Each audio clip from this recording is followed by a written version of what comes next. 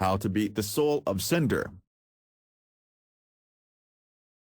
The final boss of Dark Souls 3. Be prepared for a long fight. The Soul of Cinder has 2 health bars, and he changes his attack patterns very frequently in the first phase, so this fight may take a bit of practice before you get comfortable and familiar with his patterns. Most of his attacks are fire-based, so equipping fire-resistant armor and equipment will help you out a bit in this fight. At the start of the first phase, the Soul of Cinder will attack you with the fire longsword. His attacks are very swift, and his patterns consist of mostly regular slashes and thrusts. You can block them with your shield, or roll out of the way. After depleting his health a little, he'll switch to using a staff where he uses spells like Crystal Soulmass, Crystal Soulspear, and Crystal Greatsword. His staff phase is the best time for you to stick close to him and start dealing damage, since most of these attacks are long range. When you see him charge up the Crystal Greatsword, roll out of the way to avoid damage,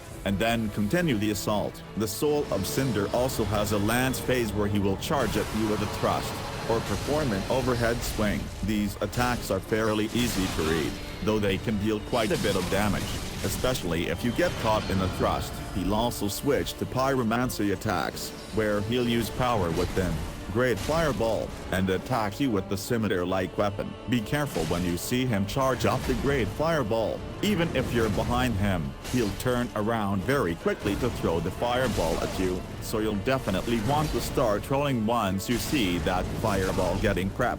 His final moveset consists of miracles like Heal and Wrath of the Gods. This is another great opportunity for you to start dealing more damage, as he's rather passive during this phase. Just be sure to roll away when you see the Soul of Cinder curled in and getting ready to cast Wrath of the Gods. In between each moveset, the Soul of Cinder will get onto his knees. When he does this, go in and get as many hits as you can, but make sure you have enough stamina to roll away. Once the first health bar has been depleted, the bar itself recharges and you'll enter the second phase. Make sure to stay far away from him, as he'll start off with an AO attack. Here, the music changes to an epic rendition of Wynn's theme from the first game, and the boss himself starts using Wynn's attacks to fight you. His attacks consist of 5-hit combos that can juggle you if you get caught in a single hit. He will then finish the combo by thrusting his greatsword into the ground, executing a devastating fire AO attack that will almost certainly kill you if you were already caught in the combo.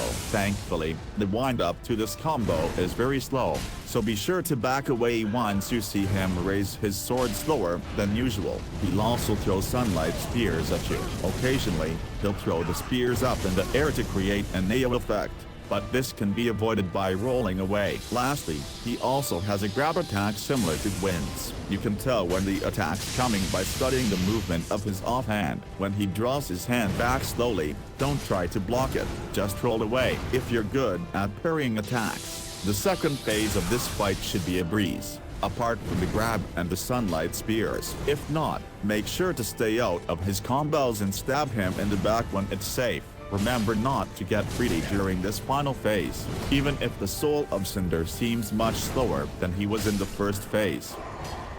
Good luck.